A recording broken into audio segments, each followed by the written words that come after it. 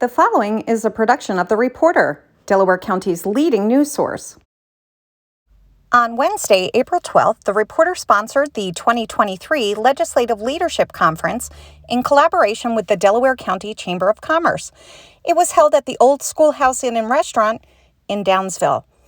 We heard from Delaware County's state and federal elected representatives about their priorities in the 2023 legislative session. A question and answer session followed the presentation.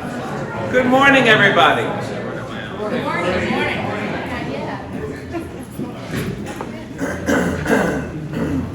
That still works. I never could do that when I substitute taught back in college a million years ago with seventh graders, but it always seems to work at chamber events. Thank you all for joining us this morning for our inaugural Legislative Leadership Forum. And on behalf of our 15-member Chamber Board of Directors, welcome. I'm Ray Pucci. I'm the president of the Delaware County Chamber. And thank you all for joining us here this morning. Anytime that we can get 50 to 60 people together at one place on a Wednesday morning in Delaware County, it's always a good day. A few things that I want to tell you and bring to your attention before I introduce our guest to you this morning.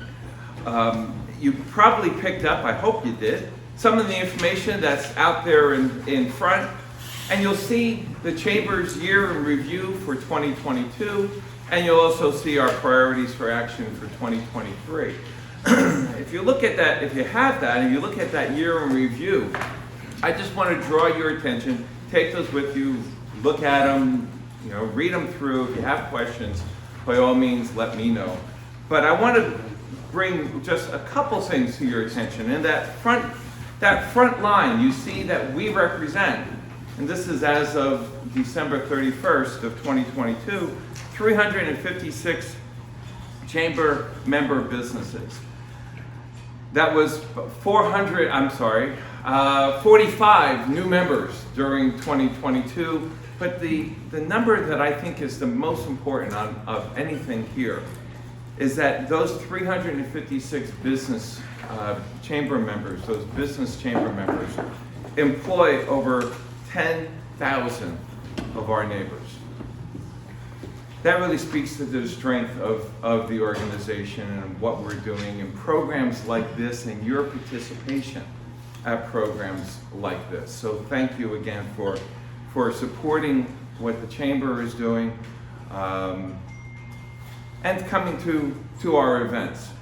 In the program, you'll see a list of some upcoming programs that we have. Once we get past some of the biographies, you'll see our Business and Breakfast series. We have a breakfast next Thursday, hosted by our friends at Ravensview Genetics. On the 20th of April, that will be at Bluestone Restaurant. We have others coming up the third Thursday of every month. We're somewhere. So we'll be at Bluestone at the College Golf Course on the 20th, May 18th at the Walton Theater, June 15th at Catskills Junction in Stamford, and in July, we will be on the Delaware and Ulster Railroad. We will be in the cars, in the coach. It may not move, but we'll be on it. So I hope that you'll participate and join us for breakfast, one of those events. Just one other event that I want to mention to you. We scheduled a presentation on public transportation options. As you all know, and many of you are painfully aware, we have no public transportation options here in Delaware County. The Chamber, through support from the Rural Health Network of South Central New York, has been leading an effort over the last several months looking at options for public transportation here in Delaware County. We put together a steering committee of some 20 people that represents private transportation providers, healthcare, human services, government, some national consultants, national transportation organizations, I should say, those representatives. State DOT has been very helpful in this process. And on May 16th at the Delaware County Business Center, where the chamber is located at 5.5 Main Street in our meeting room, will be our consulting team from Via Mobility will present some recommendations and some first steps, maybe a pilot program or two, and we'll be talking about how does this get paid for and what the cost would be, and maybe, just maybe, we have a chance to bring some public transportation options here to Delaware County. So that would be a tremendous step forward that would support businesses, schools, all of us. So I hope that you can attend that program on May 16th. While we're talking about public presentations, there was a flyer out there, and those of you who are chamber members, you'll see this in next week's newsletter. The New York State Rural Schools Association of New York State is hosting a presentation over at Delaware Academy and Delhi Central School on Thursday, May 11th at 6 p.m. Kelly Zimmerman and her team at Delaware Academy will be hosting that. David Little, who's the Executive Director of the Rural Schools Association of New York, is going to talk about some of those rural issues that are affecting schools, and it's open to everybody. So I hope that you pick up the flyer, read about it in our newsletter, and plan to attend.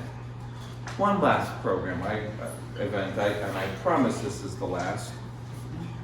The Chamber is thrilled to participate in This Shirt Saves Lives. We're partnering with our friends at Delaware Valley Hospital and the Hancock Herald to raise funds along with Bogle Media Group, Thunder 102, Thunder 104. Got to make sure we get those right, or Cindy's going to report back to me.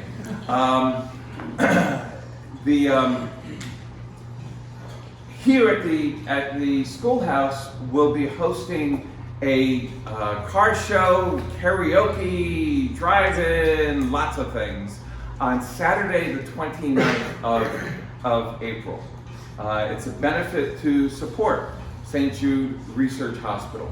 Now some of you may be thinking, St. Jude Research Hospital, aren't they down in like Tennessee? That's true. At least I think so, right, Cindy? Yes. Yeah. Yes. They're everywhere, though. But they are everywhere, and more importantly, they're here in Delaware County. And since the Chamber's been involved, last year was our first year we were invited to participate in that fundraising effort. I've learned so much more about St. Jude Hospital and the impact that it's having right here in Delaware County, and I've met some of the parents and grandparents of kids who are using St. Jude. So that's here. I forget what time. It's around lunchtime. It runs most of the afternoon. I can't remember the time. I think it starts at 11. Something like that. Yeah. And it runs till the people get tired singing. Yeah. Lots of fun. It is. It's lots of fun. It'll be held here at the schoolhouse, especially out there in front. Hopefully it's going to be another beautiful day like today. So I encourage you to come in and support St. Jude. Let me introduce these gentlemen to you. Senator Oberacker had a last-minute scheduling conflict, unfortunately, and is not able to join us. Congressional Representative Molinaro is on his way. He had an event earlier this morning over in Saugerties. So when he comes in, let's not all stare.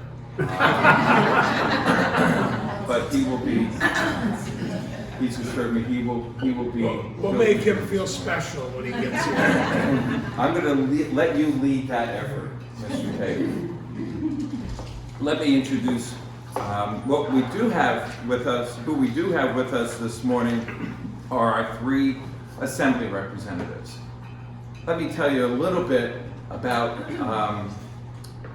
how Delaware County is divided. We have currently, and I say currently because I guess that's still up in the air. It is. They say with great confidence. We have 1 state senator representing all of Delaware County. We have 3 assembly representatives representing different towns in Delaware County. We have 1 congressional representative. We're part of the 19th congressional district. And so with us this morning, Joe Angelino, Brian Marr, Chris Tate are our 3 assembly representatives. And what I would ask them to do, this is not rehearsed, in turn, starting with you, Joe, tell us what's going on and what are the issues, what are those priorities that businesses need to be concerned with? Do you want me up there, or do you want me to stay seated? Anywhere you're comfortable doing. Oh, by the way, we are recording. Oh, I'm sorry. One last bit of housekeeping business that I need to do. Those of you who have watched me over the last few years know that there's no net involved here. What we do at the chamber, we always do in partnership. I'm the sole staff member for the Delaware County Chamber. We have 15 directors who I rely on an awful lot. But I rely on you, I rely on our members to support our efforts to make these programs possible. We have 2 sponsors for this morning's program. One is the Schoolhouse Restaurant and the Inn and Restaurant. Julie Marker.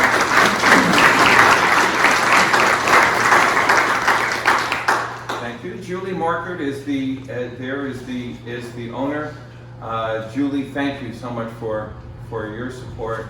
Tell everyone, if you would, just briefly a little bit about the schoolhouse, because for many people, this is the first time that many of you have been here.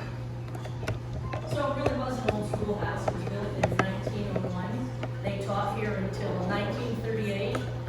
Then they moved to the Central School. This is a union-free school. That's because they took all the small one-room schoolhouses back in all of the hollows and the valleys and moved them into this school. The house across the street is also a boarding school, or boarding house for the kids who went to school here. We bought the building in 1987. That was 36 years ago. And this is the high school. Downstairs it was 1st and 2nd, 3rd and 4th, 5th and 6th. Ray, we appreciate you doing this here. Gentlemen, we thank you for coming because Delaware County is a beautiful place to do business.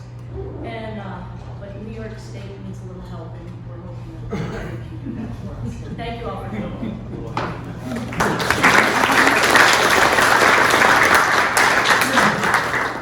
The other sponsor that we have for this morning's event is the Reporter. The Reporter, as you know, is the largest newspaper by circulation here in Delaware County. Randy Shepard is the publisher. Randy is ill. I think it's a little bit more than just allergies. But certainly I want to acknowledge the support that the Reporter has offered to help create this event. So thank you, Randy. Joe, back to you. So if each of you two would just introduce who you are, because many people here already have gotten to know each of you from the time that we had prior to the formal start of the program. But what are some of the priorities that you're working on, and what can we'll get into a little bit what we might be able to expect in this current session in the Assembly. All right, thank you very much, Randy.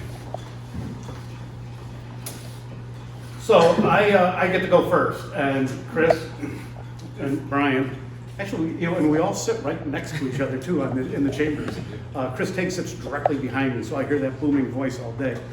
But it's not fair to me to go first and steal all their thunder, so I'm going to try and stick on wave top things. I will get in depth on something, but give me the hook whenever you're ready, and we'll get the next one up. So first and foremost, to my colleagues, welcome to the 121st Assembly District. This is an area that I represent. My district grew. I was talking to some people here that I am one of the assemblymen who answers my own email, and it's getting harder and harder because of redistricting. I gained about 11,000 more constituents in January. So I'm still trying to do it, and if you've sent me an email and it hasn't got replied, my staff is telling me, Joe, these things have been sitting for 3 days, 4 days. So I'm trying to get them out, but I may have to resort back to having staff help me with the email. So for that, I apologize. But my district is the 121st. It spans 6 counties, from the suburbs of Syracuse up in Madison County, towns of Georgetown, Nelson, up where Casanova Tractor Supply is. I start there and I go down into Sullivan County beyond the Roscoe Diner in the town of Fremont. And Downsville, I'm lucky to say, is in my district. Julie, thank you for feeding me once again.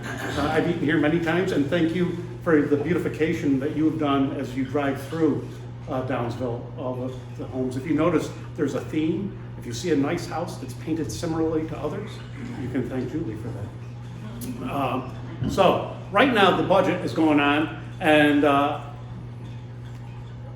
I'm not in the room. Are you in the room? Are you in the room? No, we're not in the room. So there's 3 people, literally 3 people in the room, and if they're not there, their staff is.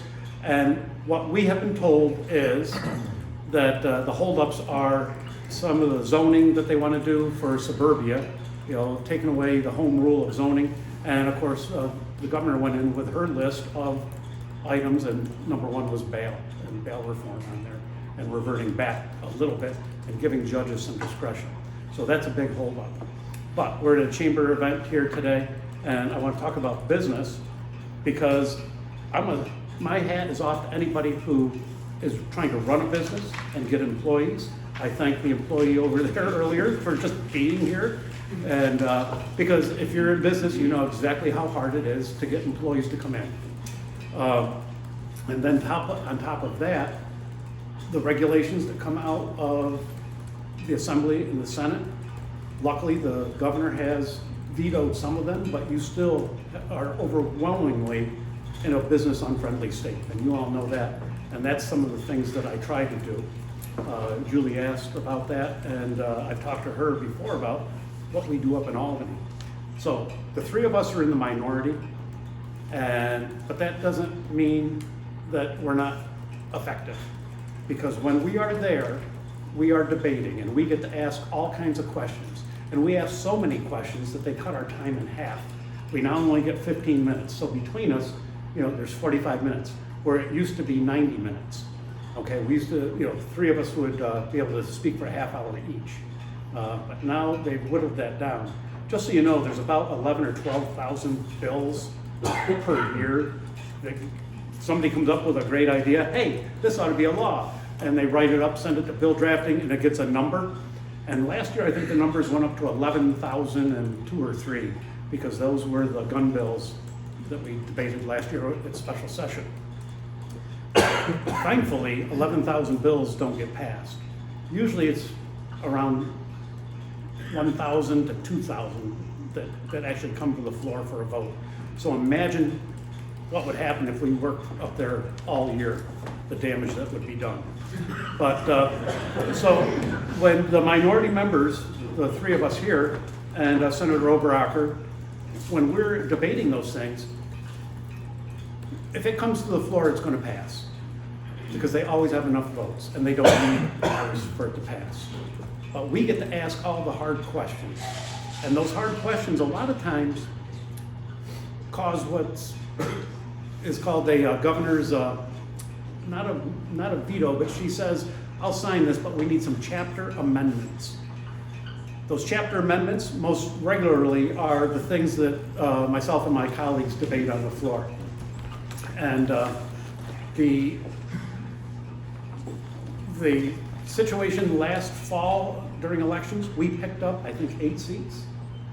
All of us here, you took over a Republican seat, but we did flip some other seats mainly in the New York City area.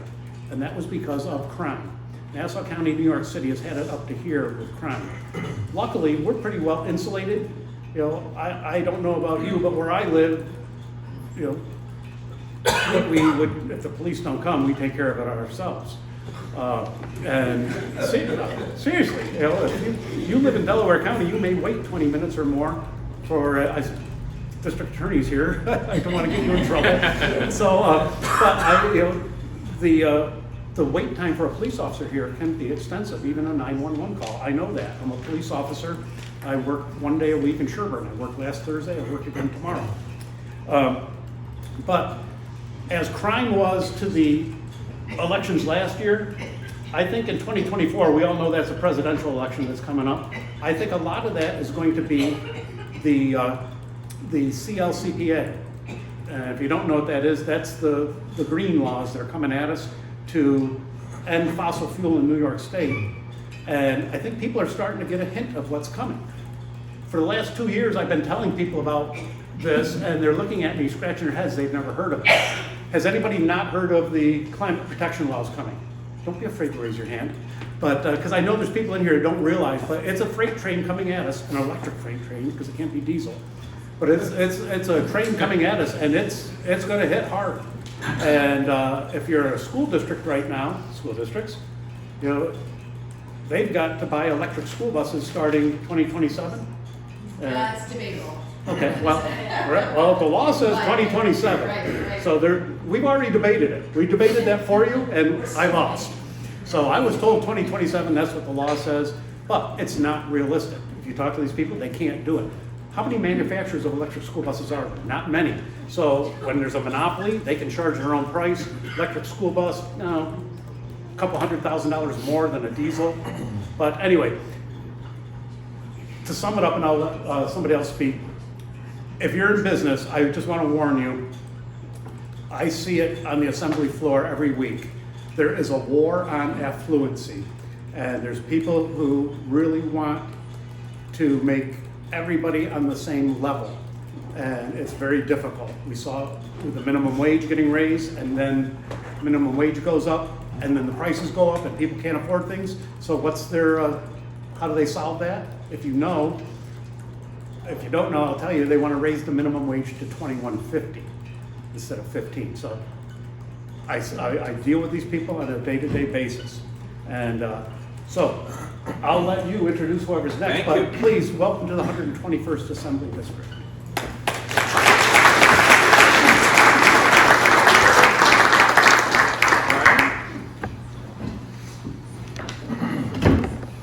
Thank you, Rick. Hey everybody, Brian Marr, I represent the 101st Assembly District. I am born and raised in Orange County. My district starts there, represents a couple towns in Orange, 5 towns in Ulster County, 1 town in Sullivan County. Then it goes north. I have 3 towns here in Delaware County, Andes, Hampton, and Franklin. And then I have 5 towns in Otsego, and I end on the top in the town of Brookfield in Madison County. So it is one of, if not the longest district in the state. And for me, I love it. It's a blessing because I get to work with colleagues from 4 different regions of the state, over 30 school districts, 6 different counties, over 20 towns. And for me, it just allows me to be able to have an increased breadth of knowledge on issues far and near that impact so many different people from so many different walks of life. So I feel like that's an asset, and although you have 3 representatives and maybe you're used to having 1 or 2, that just gives you another advocate. So I do think it's also good for Delaware County. And although I only represent 3 towns in Delaware, my goal is to work with my colleagues to represent issues countywide that affect all of you, not just in the business community, but also in the healthcare industry, education, infrastructure. For me, a big one is EMS. Before I get into some of the things that I want to focus on, since many of you do not know me and I am not from the area, I wanted to tell you just a little bit about myself. I started out in the village of Walden. I had no interest in being in government and politics. I am the youngest of 5 children. My parents worked very hard to get us through and make sure that we went to college. And in college, I kind of got the political bug. And because at a young age, I always did things, this will surprise my colleagues, at 100 miles an hour, I ran for mayor when I was 23 years old. The village of Walden, and I was able to win. So as a very young mayor, I learned baptism under fire, but my attitude was and has always been, I don't know everything. I want to learn, and it is my job to make sure that the folks around me have the resources and the support they need to do their jobs. I've always been someone that brings people together, and I've always been someone that unites as opposed to divides. That's my personality. As much as I am a conservative Republican, I have spent the last several months, along with a lot of my colleagues, making relationships on the other side of the aisle, respectfully disagreeing. I think everyone might agree the political discourse in this country is in a very, very bad place. Folks are attacked for working with other sides of the aisle from individuals who would much rather see us divided than remain together. That's not what I'm about. That's not what my colleagues are about. And I have been pleasantly surprised with the cordiality in the New York State Assembly. I've also been pleasantly surprised on just how amazing of a central staff that is available to my colleagues and I in the Assembly for research, going through all of these bills that my colleague talked about. That's something that's been really amazing. During my time as a mayor, I got a call from our New York State Senator. His name was Bill Larkin. He was in public service for 40 years. He was a World War II veteran and Army colonel, and he taught me everything I knew about public office. So I spent 6 years in the state legislature when the Republicans had the majority. That was an amazing experience to be part of a staff that was actually in the room doing some negotiations. We did some really good things, and when the Republicans lost that majority, we now have one-party rule. And I'll say it to anybody, it doesn't matter what party. Anytime you have one-party rule, and you see it throughout the country, whether it's Republican-owned states or Democrat, one-party rule is tough. There's no checks and balances. You have just a party that just, especially in New York, you look at 2 budget extenders, we're having some real issues. One-party rule is not good. It's not good for anything. You got to have some balance, and Joe is right, and Chris is great at it as well.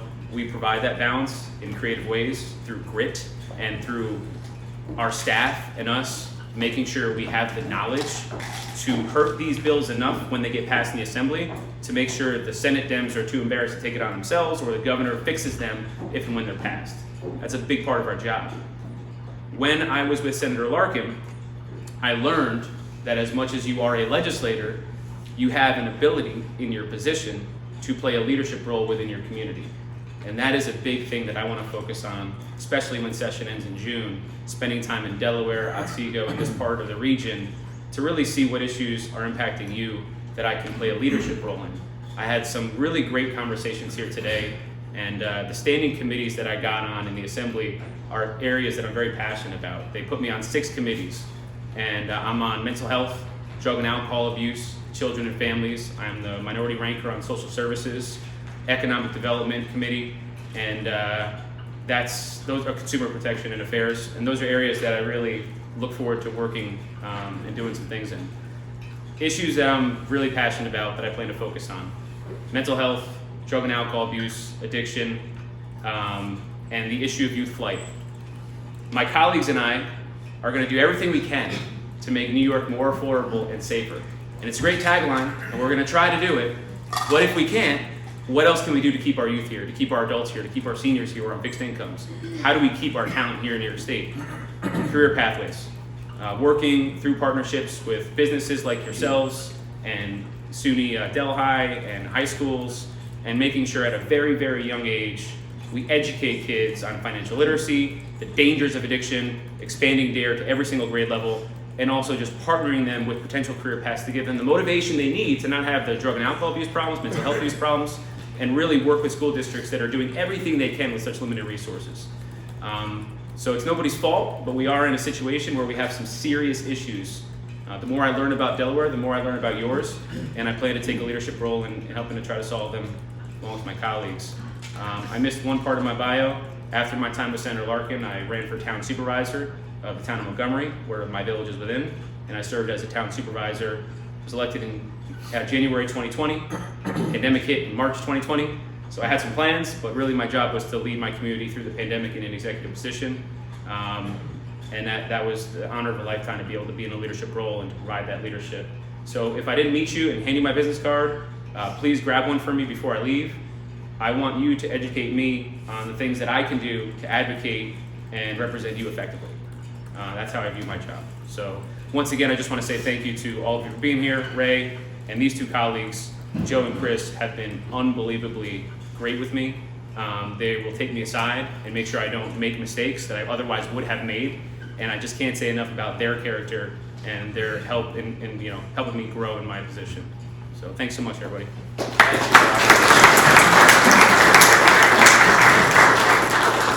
And certainly not least, Chris Tate.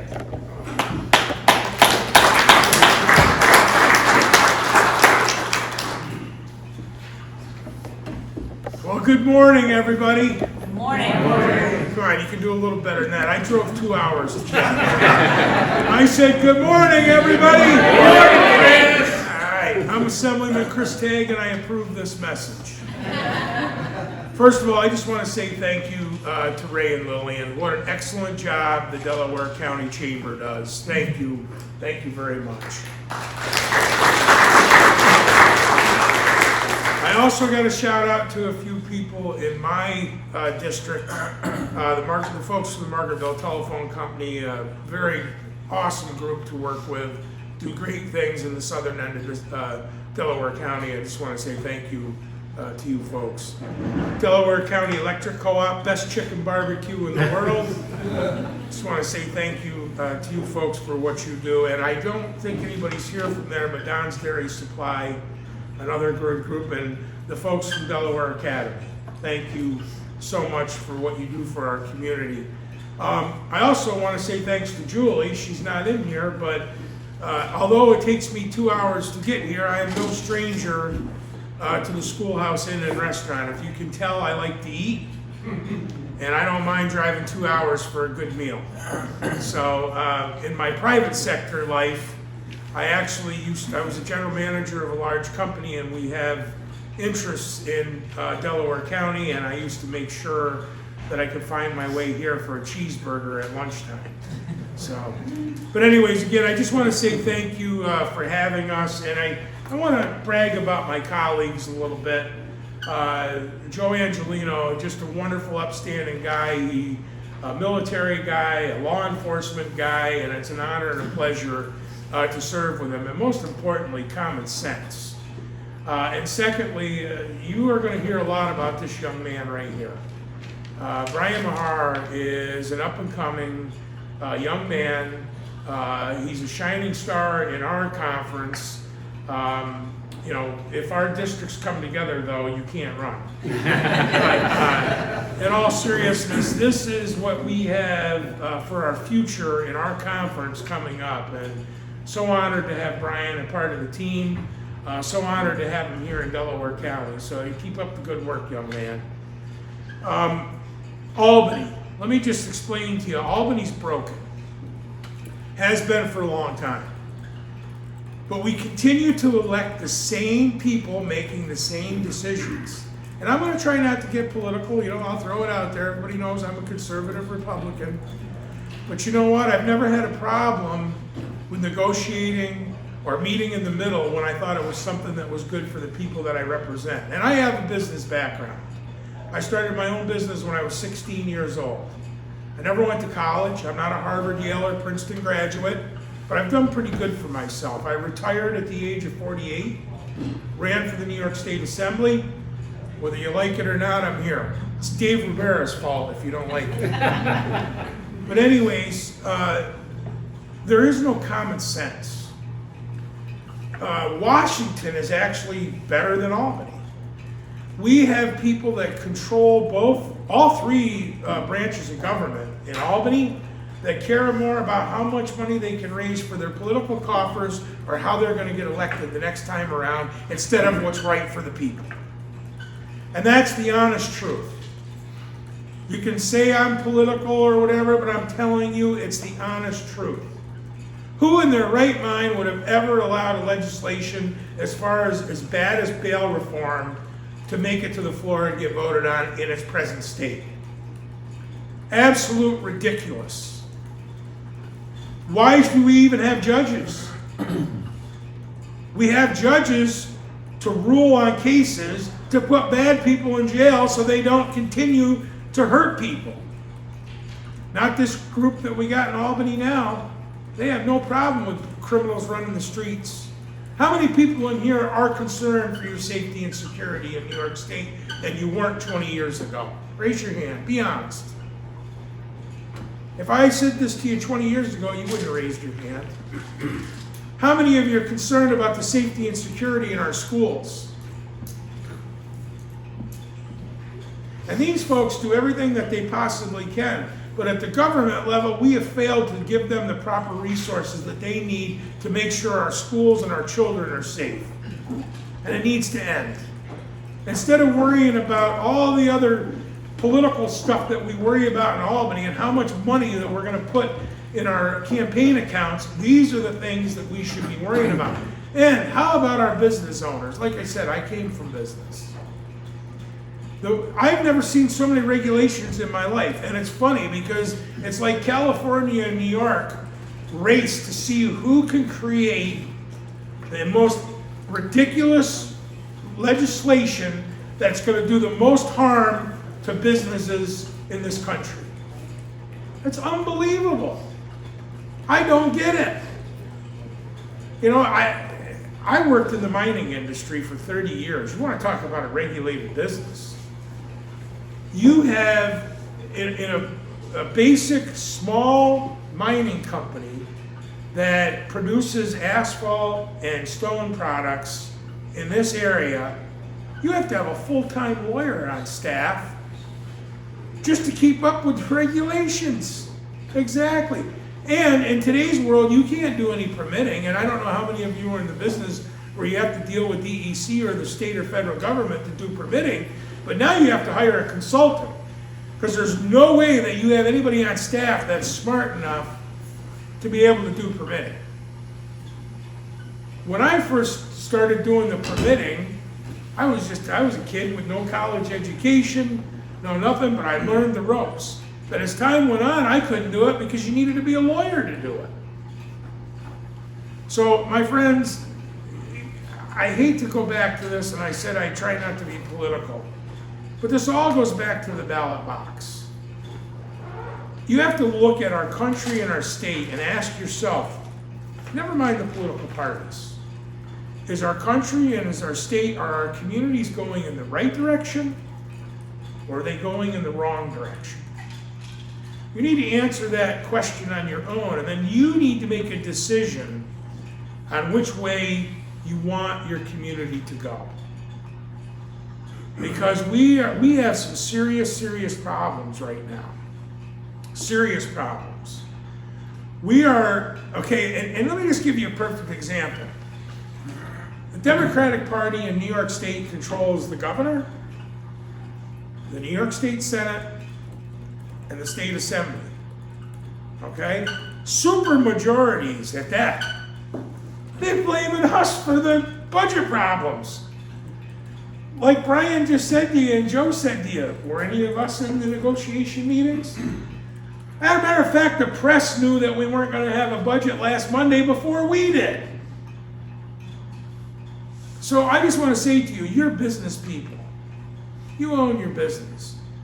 You know what you have to do to make your business successful. Number one is take care of your employees. But here's the thing, they have controlled everything long before January, but let's give them the benefit of the doubt. The budget process started in January. April 1st, we were supposed to have a budget. Again, they control everything. They could not get their house in order to even have a budget or a preliminary budget by April 1st. If you or I ran our businesses or our households like that, we'd be out of business.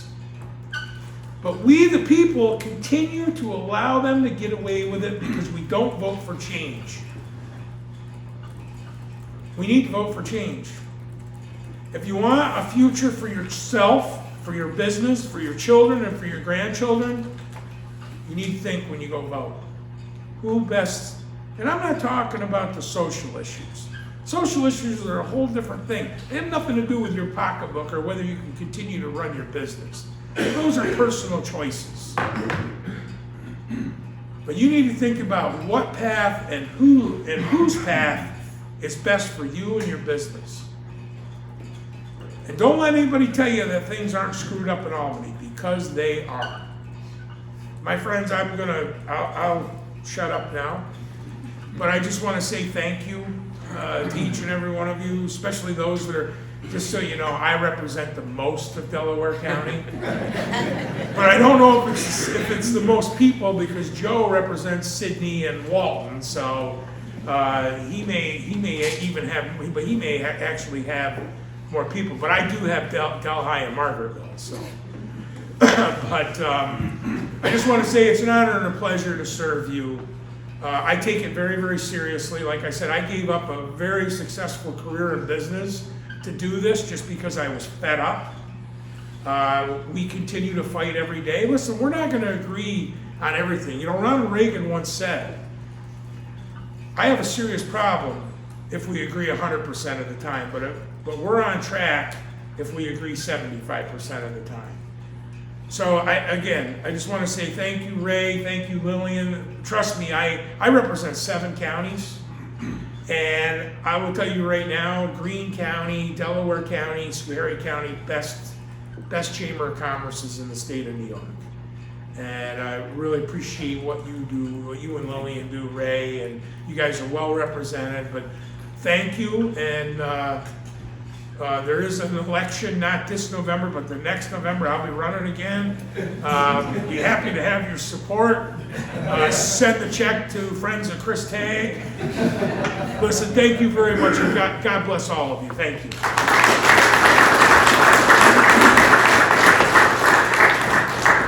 Now you know why no one in the New York State Assembly wishes to speak after Chris Tagg. But I want to ask each of you, and answer whoever wishes. I just have a couple questions, a couple topics that members have expressed concern about, and then I want to open it up to you all to ask questions. Chris, you mentioned that you represent more towns in Delaware County than your colleagues. The map, we continue to be in the middle of a redistricting dilemma. I'll call it a dilemma. The last map that I saw actually takes all 3 of you out of Delaware County. Where are we with redistricting at this point? And if you had that crystal ball, what would that look like? My understanding is that we are, they just stopped the public comment period. Right. It's my understanding that we're probably looking after the budget is, if the budget's done in the next week or 2, I would assume that we will see those redistricting lines come out. Here's my opinion from being around and involved in politics for a long time.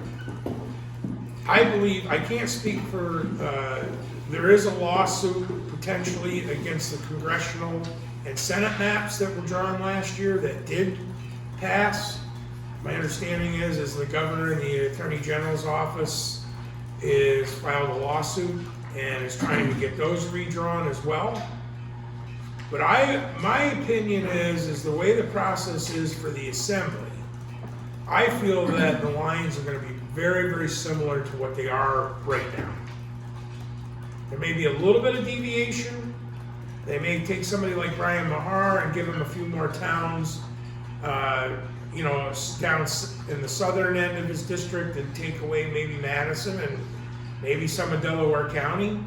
But I feel that the last set of maps that we're actually serving in right now, that's my opinion, are going to be very, very similar when it's decided this time. And my reasoning behind my idea behind that is that the majority seem to be very I'm trying to think of the word, okay with the maps that we had that we're in right now. And listen, politics is politics. As Joe or Brian had said earlier, when a bill comes to the floor, you know it's going to pass. The speaker will not allow a bill to come to the floor that doesn't have majority support. They don't care how we vote. They could care less. So that's my thinking. Listen, I have no inside information or anything else. I just have a feeling. The last thing they want is a special master to come in and draw the lines. That is the last thing that the majority wants. I can tell you. They that's why they're going back after the congressional and Senate seats, because the special master drew those. So that's the best answer I can give you right now. Okay. The maps that they just gave us here back in January, I'm just from my experience, you might just as well save it for November or December this year to use to start your wood stove, or which might be illegal pretty soon. But you may want to just save it for that, because I doubt very strongly that those are going to be the districts. Do you want to add anything to that? April 28th is the day that they have to have some sort of decision. Are these maps, the assembly maps, going to stay or not? And what the next step is. So April 28th is the day that we're waiting for. Just to add on to that, the special master drew those maps after the majority did maps that were, I think one of the congressional districts shared the Holland Tunnel. One lane on one side, another congressional district on the other, so that they could get back and forth between Manhattan and Brooklyn, the different neighborhoods. But when the special master came out with maps that were deemed to be fair, the majority party went nuts, because the result was New York State is now a red state in Congress. I wish Mark were here to tell us that, but if you look at a map of New York State now, it's red upstate. There's a couple of exceptions, but New York State actually turned the tide in the whole United States and flipped Congress. So they would really like that to go back to the congressional process, the constitutional process, not congressional. The constitutional process is we give input and then maps get drawn by the redistricting commission. And if the legislator doesn't agree on that, they vote those maps down and draw their own. That's the constitutional way. That's why they want it back that way. So April 28th, I think is the date. Nope. Okay, thank you. One issue that has a lot of residents concerned, business owners concerned, and Joe, you alluded to it, and Chris, you alluded to it a little bit as well, and that is what made, Joe, you called them the green laws, the CLCPA. Thank you. Which stands for? Climate Leadership Community Protection Act. Thank you. I think. Somebody Google it. That's better than I got. That would, I mean, we're talking about potential ban of gas appliances in new construction, perhaps in existing homes. We're talking about phasing out gasoline-powered vehicles in favor of electric. Here in Delaware County, we barely have enough electrical capacity to service what we currently have, without any thought of how do we add new capacity to our existing infrastructure. What's the crystal ball? So upstate New York is very clean. We get the majority of our electricity from hydro, Niagara Falls and the St. Lawrence Seaway.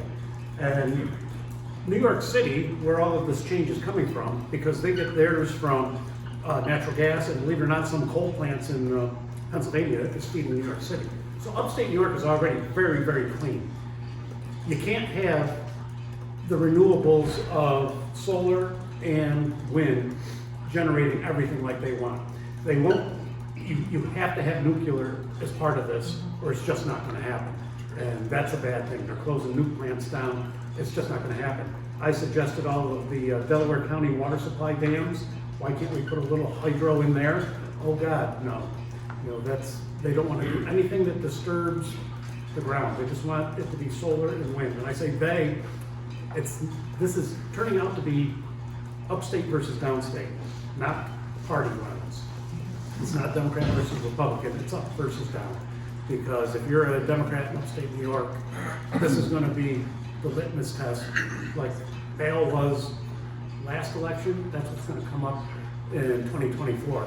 Although it's gonna be overshadowed by a presidential election, but people are gonna start feeling the pain from these climate laws.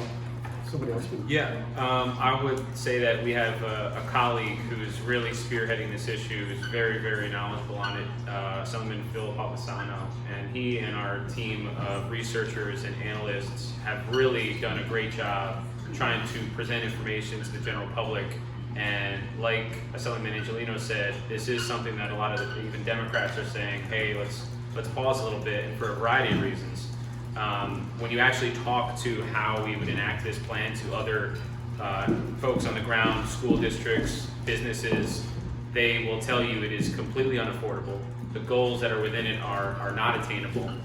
You'll end up spending billions, potentially trillions. I think we're going to get there one day soon, to put this into play, not meet goals. And I think we all have seen that as we have new environment-friendly ways to provide energy, as we continue in the future, there will be newer ways, there will be better ways.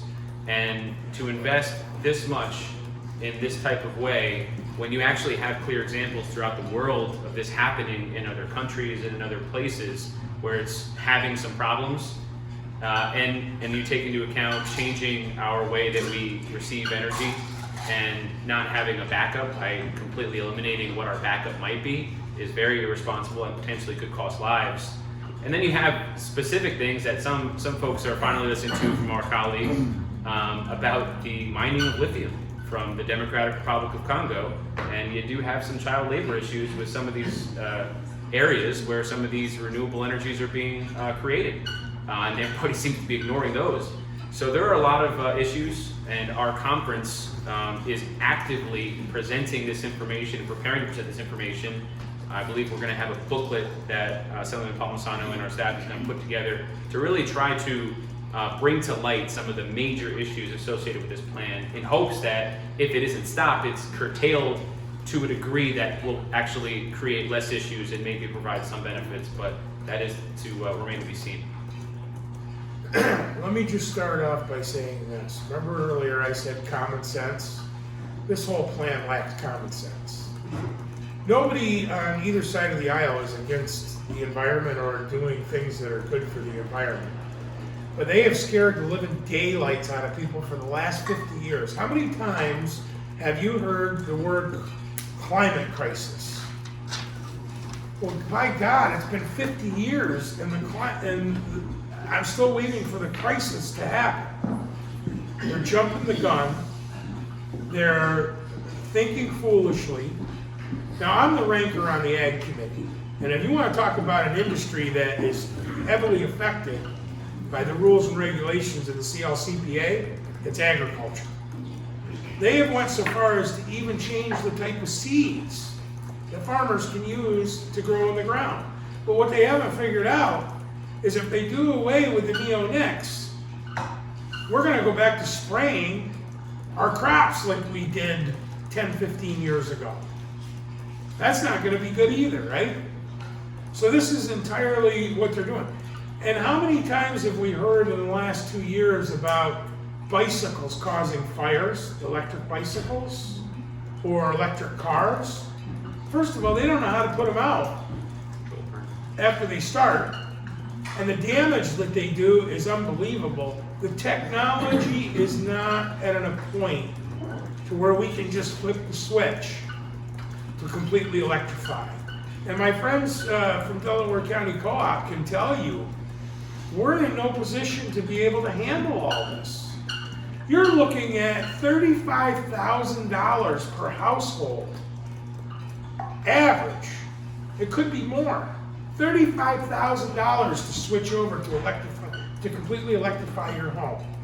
How many houses do we have in Delaware, Scary, Greene counties, Shenango County, Broome County, where some houses are only worth 40 or 50,000. We still live in rural upstate New York.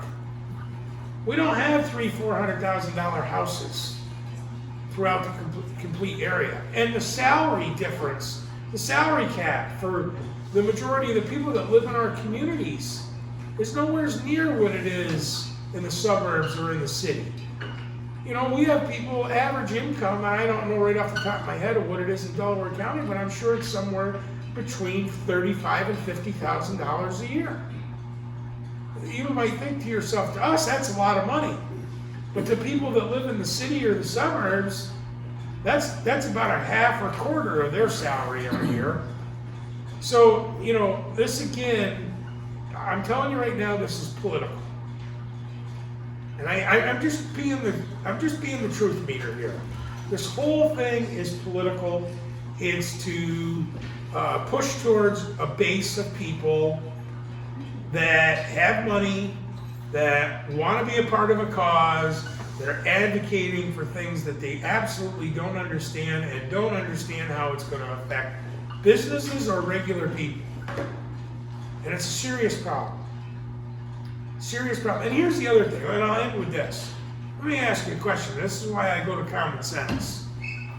If we're doing these things in New York, but Pennsylvania, Connecticut, New Jersey, New Hampshire, Ohio, and Canada, let's throw Canada in there. If they're not doing it, what good is it for us to do it, except for that we're putting more regulations and costly burdens on our residents in the state of New York? Because do you think emissions don't go across the border? And to be quite honestly, on a national level, until you get India, China, and Russia to even come close to the regulations that we have in our country, it's not going to change anything because those emissions travel too. So listen, we all need to do our part to do what's best for the environment. But let's not over-regulate. Let's not burden the people of the state just for political reasons.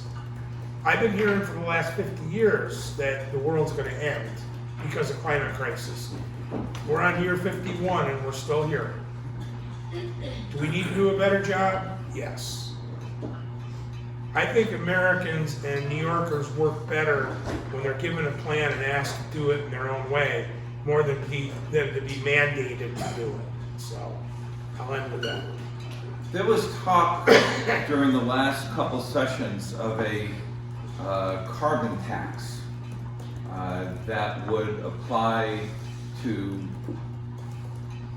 biomass, obviously coal, but also wood. And many people here in Delaware County heat with wood. That would increase because of that surcharge, a cord of wood in Delaware County could cost as much as $500 to $600. Is that still, I haven't seen any talk, I haven't heard any talk during this session about it, but is that a monster that's still alive? I'm going to say yes, because anything that burns and causes smoke and carbon going into the air is going to be somehow regulated and eventually outlawed. There was a huge scare that went on, and all of us got calls at our office, am I going to be able to burn wood this coming winter? That was last year, or maybe 2 years ago. That was when the CLCPA was being discussed. Interestingly, during the budget talks last week, the governor brought up the tax and cap on energy on one day and then withdrew it the next day. I don't know what that was all about. It threw a wrench into negotiations that stalled things for a couple of days. But I said earlier, it's coming at us, and it's coming at us quickly. Luckily, there's people who are quietly whispering in people's ears behind the scenes saying, this is ridiculous and this is going to be suicide for your career if you keep backing this, because it's going to be so expensive and we're not going to have the resiliency of our systems. to provide that much electricity to everybody. Also, what Chris normally mentions and did not, so I'm going to take advantage, use his words. Upstate New York has foul weather, summer and winter, and tree limbs come down on wires, and wires come down and there's no electricity. I, like many people in this room, have a gas generator that kicks on. Those are part of the appliances that are going to be illegal. So what do you use for electricity? So check on it, because that's an that's an appliance that they don't want because it burns natural gas or LP. Propane, yeah. Yep. So it's not well thought out. It's an emotional thing. I've seen many emotional pieces of legislation passed, and then when reality strikes, they usually have to come back. You know, we still don't allow veterans organizations to stand in a village square or a town park and fire rifle salutes, because those are firearms in a public space. And they get emotional about these things, pass a feel-good law that is just terrible. Luckily, you know, law enforcement doesn't get involved, but when you tell a group, a veterans organization, if you go over there, you're going to be felons for firing that rifle salute, they don't want to do it. Even though hopefully no cop and no district attorney is ever going to prosecute that, and they don't want to do it because they don't want to risk it. And that was an emotional knee-jerk, and I've been involved with 2 or 3 of these since I've been in office. Yeah. No, I would just say one thing to add as well. There's a colleague of ours that put a bill in that said if you want to electrify New York, start with all state buildings, which was very creative and would allow them to come up with a number of what it would actually cost New York State, and realized that it would be quite impossible to actually fund it just for state buildings. That bill is not going anywhere. I would just add one last thing. How many of you people, if I came up to you today and said to you, oh, you guys are eligible for carbon credits, how many of you would know what I was talking about? Okay, very, very small amount of people. That's the problem. That's the problem that we have with the CLCPA with regards to agriculture. It's the way that we have to do it with everyday home. It's the same problem that we have with everyday homeowners. They throw these words out there and nobody understands what you're talking about or what the process is. And this is what we do in Albany. We pass bills where the folks in the majority that are sponsors of the bill don't even know what their own bill means. And I'm dead serious. I second that. It happens a lot. Yes, and this is why this has been our approach. Stand back. Let's do this, yes. But let's do it in a timely fashion where everybody can understand it, educate folks, come up with a curriculum to educate folks, come up with a plan to get everybody on board and understand it. And let me just add one other thing. When they've changed the process with farmers that have been farming the lands 4 or 5 generations, when you come in and tell that father, daughter, and son, listen, at the end of the year when you get done chopping or combining your corn or your soybean, by the way, you need to plow it back up and grow wheat for the winter for a cover crop. I'm going to look at you and say, for what? I've never done that before. That's going to cost me money. What they don't understand is in today's world, it actually will save them money. There will be no eroding of their land. But when you first go to these people and say stuff like cover crops and all this different types of language and no one's educated them, they don't know. It's the same thing with your businesses. Somebody comes in and tells you about a new term that you don't know about, and they expect you to know. If I can bring up one federal issue, I understand as Chris, as you talk about agriculture, probably the biggest issue on the federal level is waters of the U.S. That would put a lot of would redefine a water course and would put a lot of more land under the scrutiny of the EPA, including many of our farms. As I said, that's a federal issue, and I won't go into the history of that. But it looks like there's some new rulemaking being done at the federal level recently. Do you anticipate that? Good time. Congressman Molinaro, your timing is perfect. I was just Never been said about me. Nice of you to show up. Don't stare, he knows he's late. But I know our congressman just walked in, but at the state level, they're trying to reclassify the streams. That was And really my so question. that- Are there going to yeah. be actions at the state level that will be reflecting Yes, there are, the? and that's going to the- impact anybody who, and specifically Delaware County, you've had it up to here with water regulations from New York City DEP. And we can't even open a trench to put in fiber optic for everybody's, if it has to cross their land. So watch carefully, I'll be voting no on that, on the, I think it's class 3 or C, I can't remember.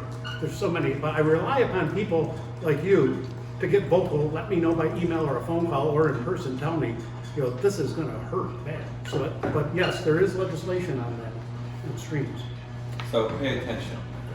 Congressman Molinaro, thank you so much for joining us this morning. I know you had another event this morning, and I trust that you didn't have a closer encounter with any law enforcement between here and Sawgraves this morning. I had a close encounter, but not enough to stop me.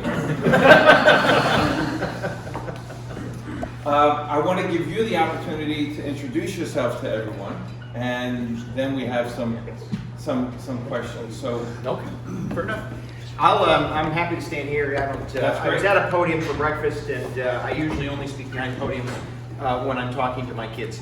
I don't listen to me any other way.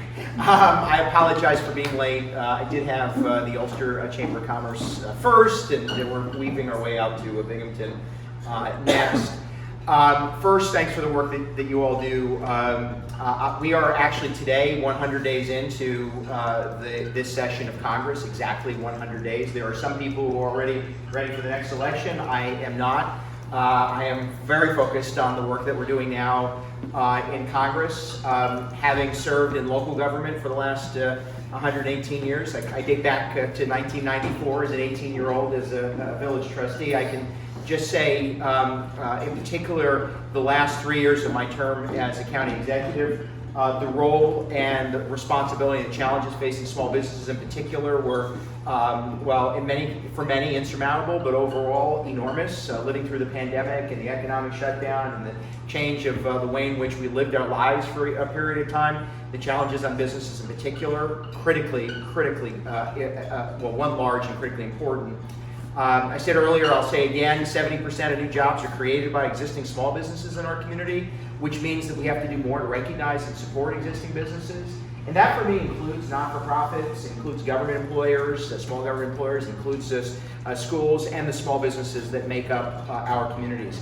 And this part of the state knows the challenges better than really any other place in America, whether it's high cost of energy, taxes, etc., or it's a lack of access to a qualified and capable workforce in many cases, transportation isolation, the deserts we live in, healthcare deserts, daycare deserts, transportation deserts, banking deserts to some degree. All of those things add up for us.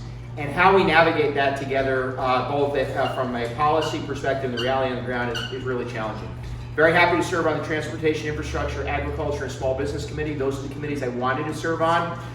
Very quickly, transportation infrastructure, everything from broadband and high-speed internet to highways, roads, bridges, water and sewer, critically important in moving economic development, supporting local communities and business development. We've got to be better both from a natural resource protection perspective and also to drive down costs, water, sewer, infrastructure, highway, roads, bridges, etc. Agriculture, tomorrow, Friday, we'll be hosting the Agriculture Committee in what will be my first committee hearing in district. Regarding the Farm Bill, every 5 years, we reestablish America's agriculture policy. For me, farm policy is national security, it is food security, it is all the same. For the first time in American history, we're consuming more than we produce, and that is a problem. That generally doesn't go well for societies if we have to import. And we know what during the pandemic, we know what that was like, having to rely on other supply chains to get access to food and product. And so we're rewriting, hopefully, to a degree, the Farm Bill to support farms like ours, upstate farming like ours, where we're smaller, we have to be more competitive, we have to be more innovative. The challenges are much different than the Midwest. We've got to be more effective there, and I hope that you'll participate in helping us enhance agriculture policy. And then lastly, and as important, Small Business Committee, where I chair the subcommittee on workforce development and innovation. I joke, admittedly, I spend every day of my adult life in government, which apparently prepares me really well to chair the subcommittee on workforce development, and it doesn't. But I do know the nexus that exists between government and small business in leveraging the tools that the federal government has to support small business is critically important. I'll stop there. I'm sure you're working through your way through questions. I just do want to say this one last thing. We are living in a time where we feel really comfortable only talking to and listening to the people with whom we agree. That isn't healthy. There are two things I say that surprise me most about Congress. Number one, 98% of the work we do, you never see. You see 2% of it, and most of that is meant to get you to watch television. It is not mostly what happens in Congress. 98% of what we do is generally people working across the aisle, around tables, on important issues. I told the story earlier, I'll tell you again very quickly. You know, the last day of session each week, everybody gets in their car and plans to get the heck out of there. Last week, just before the Easter and Passover break, we had a roundtable on mental health services. Nobody left. There we were, Republicans and Democrats, about 20 of us, where we talked substantively about the need to significantly address mental health and substance use disorder. So there's real work going on, and you just don't see it. The other is there are very few opportunities for Republicans and Democrats to actually work together. And so I joined the Problem Solvers Caucus, not because I think that I should sacrifice my principles. I don't think actually finding common ground requires you to sacrifice your principles. Finding common ground is simply using your principles, using what you believe, using who you represent, coming to the table, and trying to work toward some commonality and agreement. None of what we do will ever be better if we don't find ways to talk with people with whom we disagree. And that means that problem and that disease, if you will, is not solely a problem among elected officials. It is a problem amongst all of us, whether social media platforms or around the dining room table or at Dunkin' Donuts or the local coffee shop. We tend only to talk to the people with whom we agree and dismiss those with whom we don't. And that isn't healthy. Teddy Roosevelt said we live in the greatest republic the sun has ever shined on. We live in the greatest republic the sun has ever shined on. I would offer and add, we have to do more to act like it. And I just offered that to you. When folks call my office, I don't care if you voted for me or not. Don't say so. We don't ask you what your party affiliation is. It is unnecessary. All of the gentlemen you see here have one fundamental goal, and the people who work with us have one important responsibility, and that is to ask, how can we help? That's it.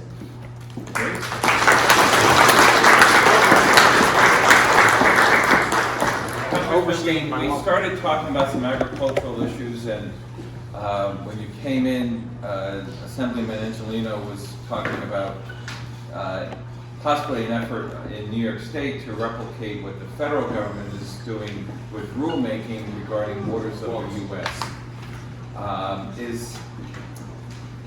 Because that's rulemaking and not legislative action, is there hope that that can be set aside? So, the House did vote to roll back WOTUS. Now, I want to say this out loud. The National Environmental Protection Act and the State Environmental Quality Review Act are sufficient to provide for natural resource protection in the state and in this country. They are sufficient. We have the tools to appropriately protect natural resources in this country. In many cases, because of litigation, they're overused, but they exist. WOTUS was an overreach by a regulatory entity without the authority to do it. And what that resulted in, as you all know, is dry land in your yard suddenly becoming manageable waters, a trickle becoming suddenly navigable waters, and thus become the responsibility to regulate of the federal government. There are two important things that I would say. One, that is not the way we function as a government. Congress has to empower agencies to establish these rules. Congress says no, that is well beyond what we establish as the EPA's ruling, and therefore should be rolled back. That's stuck now in the Supreme Court. We'll get a decision. But the second, and I think is also important, from our perspective, we have the tools to use to protect natural resources, and we should use them to the degree we can. We don't need additional overreach for that to be achieved, and that's a dangerous situation that we've been confronting for years, but it was accelerated during the pandemic. I mean, this WOTUS has nothing to do specifically with pandemic powers, but we saw executives making use of authority that is only supposed to be used in the case of a declared singular time frame emergency. That just isn't the way it's supposed to work. These gentlemen with their colleagues are supposed to be voting on stuff. I mean, maybe the majorities will give you a budget to vote on sometime soon. And we're supposed to be establishing the legislation and then the regulatory entities living within those guide rails. WOTUS, in our opinion, was an overreach. Thank you. Questions? We have a few minutes. Are there questions that anyone here has? Mr. Swanson. Thank you. I don't think many people sitting in this panel would disagree with too many people in this room about things that need to happen. Brian, thank you very much for pointing out it's not so much what we all believe should happen, it's how we can affect that change. The truth of the matter is in New York City, perhaps in New York State, that New York City, Albany, Buffalo, to some extent Syracuse, have such a supermajority population, and the map draws, that they essentially set the election results for the entire state. The variation, as I think Brian and both Chris mentioned, comes out of suburbia and the marginal areas between urban and suburban. This is true everywhere in the country. It's not unique to New York State. It's particularly prevalent in Illinois, New York, and California. But in the rest of the country, it's still there. Denver and Colorado has changed that state completely. I lived in Colorado, I lived in Wyoming before coming back to New York, and I see tremendous differences between it. What can we do in this room to affect that if we're not in those marginal areas like the suburbs that can make a difference for voting? Honestly, the voting here is pretty consistent. The voting in the Upper East Side of Manhattan is pretty consistent. It's where do we get those changes? Are the courts an answer? Well, let me just start off by saying this. For the first time since George Pataki was governor, we came within 5 points of winning the governor's race, our side of the aisle. Again, all right, but let me finish. It was upstate New York is where we underperformed. We overperformed in the city, which we needed to do. The man only lost by 300,000 votes. Now you might think that's a lot, but that's like losing in Fleischmann's by 3 votes. Okay, it was almost a review situation of the election. Yeah, exactly. So, but you would be surprised at how many people do not vote. I'll give you a perfect example. Schoharie County is a county of 33,000 people. 12,000 people voted in the gubernatorial election. 12,000 out of 33,000 people. Only 18,000, 19,000 people are registered to vote. We have a lot of people out there that don't vote. So local get at the vote initiatives? Absolutely. Like I said before, it doesn't matter what party you are from.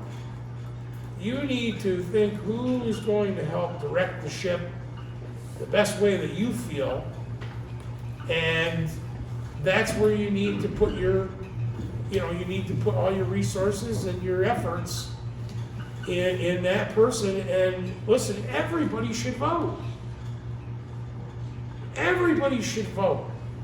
My grandfather fought World War II so everybody could vote. Everybody should take that opportunity, whether you're on the losing team or the winning team. To me, anybody that votes, you're a winner. You took part in democracy. You took part in making a choice.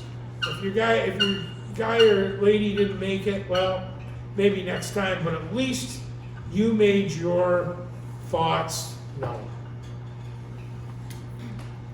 I saw a hand in the back, I think Mike Sullivan? No. So, Carol? back to the runaway train that is the green laws.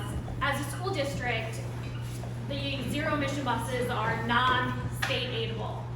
So how do we protect the school districts that are your small rural schools from basically going belly up, from having to redo their infrastructure, support the cost of these buses that are now 2 and 3 times more expensive? So what are we doing that's protecting the schools if we can't stop the green laws? How are we fighting for state aid? That's exactly what we did when they brought the CLCPA up. Every single one of the people from our conference that got up and debated the bills, the sponsor of the bill at the time was Chairman Engelbreit. Was an assemblyman from Long Island. By the way, he lost his election this past November, and my guess is some of this may have been the reason why. But we have been bringing that up. Unfortunately, those high up in the majority do not care, and they don't want to hear what we have to say. There's a serious problem. If you want to do something, the best thing to do would be get the teachers union to let the governor and let these legislators that aren't doing anything to help the schools, have them put pressure on them. Can I reinforce that? I just said that to Joe Angelino. The truth is, to get some of the state legislature to understand, you need to press on the people they do listen to. And unfortunately, the majorities, and I served in the state assembly before these gentlemen joined, getting the teachers union to be supportive. I mean, truly, we're going to be in a position where there's going to be fighting for resources, and it's going to be, are we funding curriculum or are we funding buses? And the truth is, we ought to be funding the curriculum and supporting school districts. We don't have yet the ability to get to where they want to go. I use the analogy that, you know, we're at the shore of a river. They're building the bridge. They have no capacity to finish building the bridge, but they would like you to cross the river. That's right. And I have no problem with trying to finish building the bridge. We should do that first before we tell people take a jump off the other end. So using those pressure points are important. The small city school districts, meaning in New York, there's a lobby group of the city school districts that are not New York City. They all also have transportation challenges. If they can, those schools organize in a way that's important. And then I'll go back to the other question, which is, we have to talk outside of party affiliation. It's really swell when we show up, and I love coming to a community and people patting me on the back and telling me I'm wonderful. And I'm sure Chuck Schumer and the Democrat member of the state legislature feels the same way. But you should also corner us. I was leaving the Chamber of Commerce, and 3 members of the local Democratic Party cornered me, asked me a question with a camera in my face. Am I upset about that? No, that's their right. They want to push that particular question. Now, am I saying we should be doing that to everybody? No, but when they show up, or you're talking to your state legislator who isn't the Republican minority member, or you're interacting with a majority member somewhere through some organization, say to them, yeah, but this doesn't work for us, and why? They need to hear from the people they talk to all the time, and if we're not using those moments to do more than simply say, thanks, Senator, for coming by, but rather, here are some of the challenges we really face, can you address them? You're missing the opportunity to influence the outcome. And those are 2 things, I think, leverage points that work. Right here, too. Yeah. This right here is some of the answer. And you folks have an opportunity because there is this rural, this Rural Schools Association that could make some bones about this. That is one of our advocacy points on our legislative agenda through the New York State Rural Schools Association. They're hosting these rural issues forums across New York State, and they are truly open for everybody, because what we do in K-12 education affects everyone, regardless of our role within the community. So they have a great position, along with NYSET, along with the New York State Schools Superintendents Associations. All of our individual advocacy groups, this is at the top of the legislative agenda. So thank you, Chris. Take the opportunity, please, to attend, and your voices will be heard there as well. I want to honor the time commitment that you all have made, so only just a couple questions left. Robin, I saw your hand. Thank you so much. Thank you all for coming. I'm just going to hit on 3 different topics, but keep it really short because I come as an independent business owner, also a town representative on the Middletown Town Board, and also a mother. So I just wanted to touch on something, put it in your bin. I'm a Medicare agent. I assist people with getting involved in insurance and figuring out their retirement and getting into the Medicare and Social Security program. I wanted to just put, and I'm grateful that you came, Mr. Molinaro, the Medicare Economic Security Solutions Act is out there. It's sitting in a form right now. It's been there since 2021. This would actually cap penalties on seniors for enrolling late, something that a lot of people do not know about, but it definitely affects independent business owners and small business owners. I am the person bearing the bad news, telling people that they've been accruing a penalty that they had no idea about. If you look up lifetime penalties in Google, lifetime in prison and Medicare are the only things that come up. So you actually search lifetime penalty, Medicare, and going to prison are the only things that show up. So I just wanted to put that out there. I was working with Representative Delgado and his legislative team in the past, just giving them language to put into this program. It's HR 480. Is that the current? That's what it said. It's currently, Katie Porter proposed it, and it's sitting in the healthcare forms, but it's just sitting there, and this is something that impacts seniors so heavily. Our system is definitely struggling to support seniors. I'm leaving here to go help somebody enroll into their Social Security because it's so confusing. The online system is so confusing. I sit with people and work through it. I do that for free, and then if we help them figure something out. But it's a frustrating process to help educate them on that, so I wanted to just bring that up. Second, as a mother, I wanted to put out there are proposed amendments to amend the Elementary and Secondary Education Act to support a community schools model. This is something you mentioned, Mr. Marr, as far as helping schools deliver healthcare and mental health services, more than just having a school nurse. Huge for rural schools. If I have to take off time to get my kids vaccinated, we're talking a day for each of my kids to get them down and back. That's coming out of my business, that's coming out of my kids' education. If we were able to provide more of a clinic type situation in small schools, job opportunities, we'd be able to allow children to stay within school and still meet state requirements for getting vaccinated. So that's just a quick thing with the schools. And then lastly, as a town representative, these are all connected obviously, housing. Delaware County actually has 39% of our units are vacant. We are tied with Sullivan County, which is wild because Sullivan County actually has huge metropolises. But we're tied as far as vacant units. I just looked up the data. So it's crazy, but as far as having vacant, empty buildings that we see in disarray, just crumbling as we drive across Delaware County, and then are there any programs that can be used to help fix those buildings because they sit there, and then we sometimes have people come in and scoop that up. They'll pay $30,000 cash, buy that building, and then they turn it into a short-term rental. As a town representative, I run into this all the time because it's a very I see people getting their livelihood from short-term rentals. I see the tourism and the economic growth from short-term rentals, but then I see houses sitting empty for 3 months when a family could be in that home. So I just wanted to know if you had any ideas about incentivizing people who purchase homes to turn them into long-term homes. And that's thanks. The reason my district is so enormous is because of population laws. We're all supposed to represent about the same, plus or minus 5% amount of people. For me to get my population that I need to represent, it takes 6 counties. Chris Tague, 7. I drive past those empty houses. What brings them back in is jobs. Yes. And the city of Norwich, where I live, has so many walk-away homes that are now off the tax roll because people couldn't afford it, or they said, you know what, I'm taking the hit on the mortgage, whatever, I'm moving to South Carolina, North. Everybody in this room has a loved one or a close friend who now lives south of the Mason-Dixon. That's what will, if we had a better, more business-friendly climate here, there would be jobs that would support people owning a home. And some of us are thinking about going south of this one in this room because of those problems.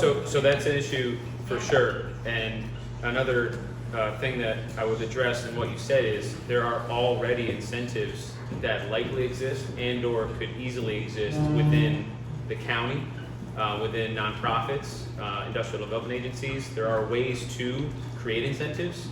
I don't think that's the problem. That could be an easy solution. Also, just doing inventory of what exists right now.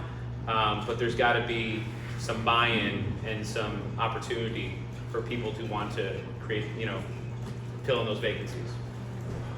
Alex in the back of the room, can you, he's gonna give you your card. I want to follow up on the bill. I'm certainly interested. And let me assure you that securing and protecting Medicare and Social Security is a priority. And for me, it is not a part of the debt limit or budget negotiation. It should not be this cycle. We've got 2 years to secure long-term solvency on Social Security. We'll address, and that there should be a bipartisan effort to do that. Community schools, there's federal legislation to support embedding more mental health and public health facilities in these community school models. We did it in the Wasaic School District in Northeast Dutchess. I'd like to see more of that around the country. And then I would tell you both in the Farm Bill and currently beyond the tools that exist, the Community and Neighborhood Preservation Act is a model that we're trying to move, bipartisan effort that helps reinvest in communities to reinvigorate existing commercial and residential stock. And so what you're talking about, to Brian's comment, the tools that exist, in particular outside of IDA, home, the housing tax credits, those are generally for new construction or taking larger scale multi-unit facilities and converting them into affordable or accessible workforce housing. Taking existing blighted properties and converting them is a bigger challenge. The Community Preservation Act is a way of using those same tools to expand to those kinds of things. We have a unique challenge, obviously, lack of infrastructure, lack of job opportunities, and then you also have we have pressure. We have the outward pressure moving north, so they're buying up properties at lower cost. But we also, by the way, have insufficient housing stock at all rungs of the income level, and so people who are wealthy are buying down. And what that means is that, and I consider myself upper middle class. I think like anything under 200,000 is like that upper middle class, like 80 to 200. But the home that somebody who's making $50,000 or $60,000 could afford is being gobbled up by somebody who's making $500,000 and $600,000. And so you do also need that because they need to move up to relieve the pressure on that middle income housing stock, which we could reinvest in if it was available. I know there are lots of questions. I want to respect the time that you all have devoted to this, and it's a little bit past 11 o'clock. Mark, Brian, Chris, Joe will be around for at least a few minutes, so if you have questions, please come up, ask those questions, talk with them. But I want to thank our Assembly representatives, our congressional representatives for joining us this morning. It's this type of engagement that the Chamber does and facilitates. and I'm pleased to say that each of these four men, these gentlemen here, I consider friends. And I know I can call them, and I do, or text them on a Sunday afternoon and say, what are you thinking? And I get a response back in just a few moments. So that's the kind of connections that we're able to make for you through the Delaware County Chamber. If you're not already a member, I encourage you to do that. DelawareCounty.org is our website. You can sign up for a membership there. Remember, with the Delaware County Chamber, we truly are. We're stronger together. Thank you all for joining me here this morning. To subscribe or advertise, call 607-464-4009.